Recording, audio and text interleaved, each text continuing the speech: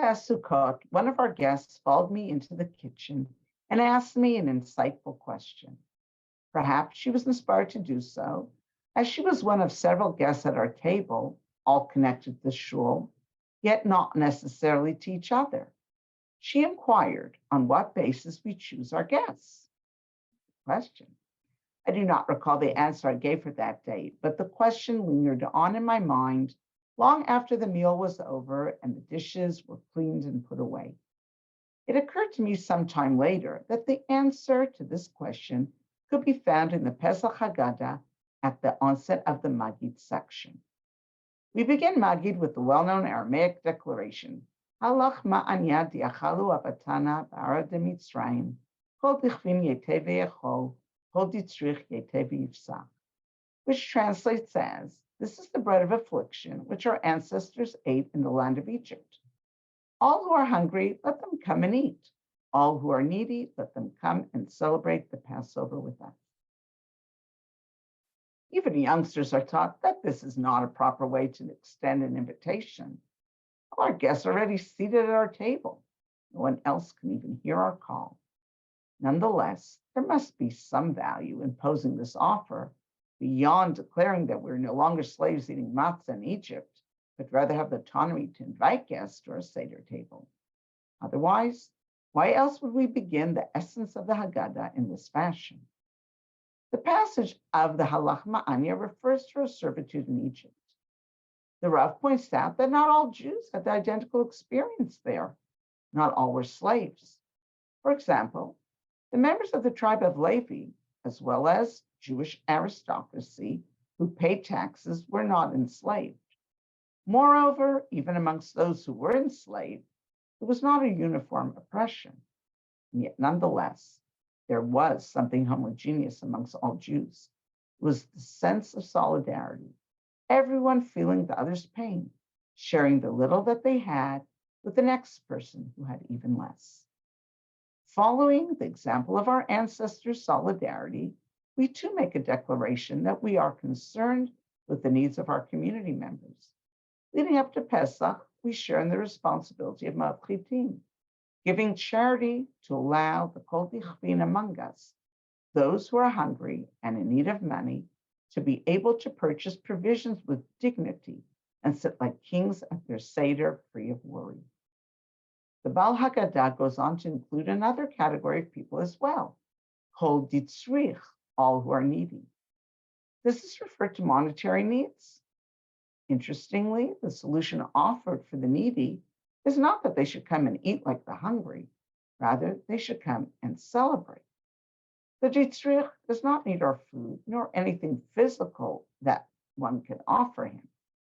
The nature of the Ditzrich is that he or she may have an abundance of food and wine, yet lack the ability to celebrate for a host of emotional reasons. The Baal Haggadah is concerned about those who are alone without family, those who are new to the Jewish community, those who are going through personal turmoil, to name but a few cases. It is these people that we need to include at our table so that they can momentarily forget their loneliness and temporarily shed their worries while celebrating the beauty of the Chag and the warmth of the community at our table. The Rav does not view the words of the Lachma Anya as an invitation, but rather a pledge of solidarity among the Jewish people. We are declaring that we are one people ready to help each other. This pledge needs to precede the redemption story, for without it, the entire Seder is meaningless. If we do not open our hearts and homes to others, and those feeling othered, like we felt in Mitzrayim, we have missed the whole point of our bondage in Egypt.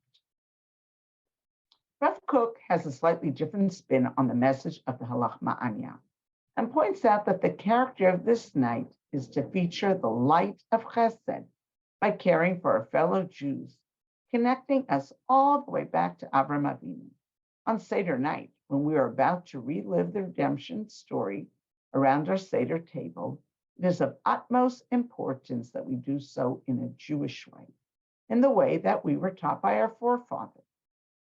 Avram Avinu was not concerned about his comfort after having a Brit Milah, but rather by the needs of his guests. we start the Seder with a moment of truth, declaring all those who are hungry for food are invited to eat.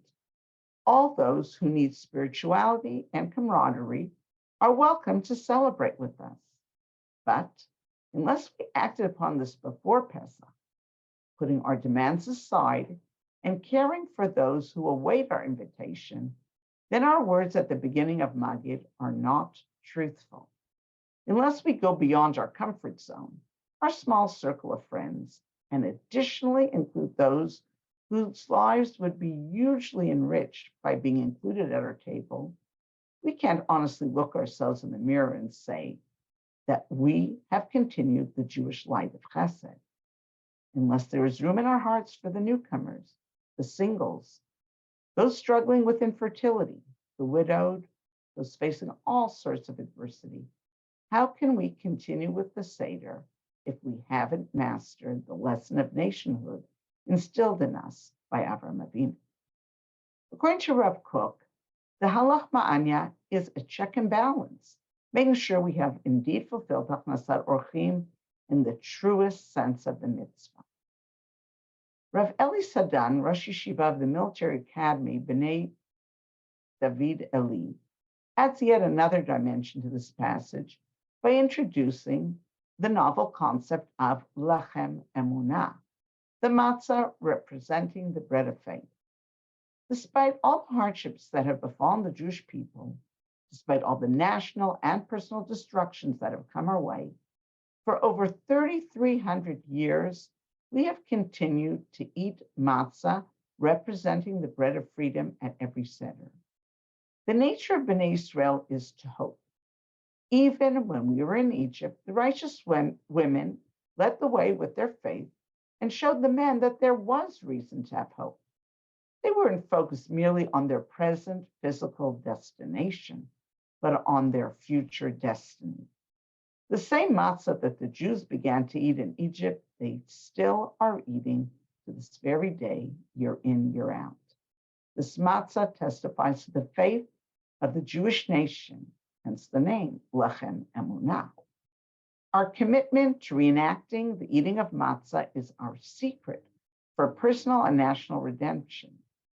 To share our Seder with those who are hungry and needy is to share the spread of Emunah, the matzah of faith and hope with others.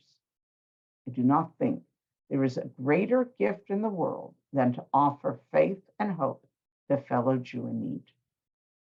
So whether we view this passage like the Rav, as a pledge of solidarity to help our brethren, or like Rav Kook, as a system of checks and balances to measure if we have lived up to the light of Chesed introduced to us by Avraham Avinu, or like Rav Sadan, as a commitment to reenacting the eating of the bread of faith, instilling hope within the guests' presence at our table, we certainly can agree that the Lachma Anya is much more than an empty invitation.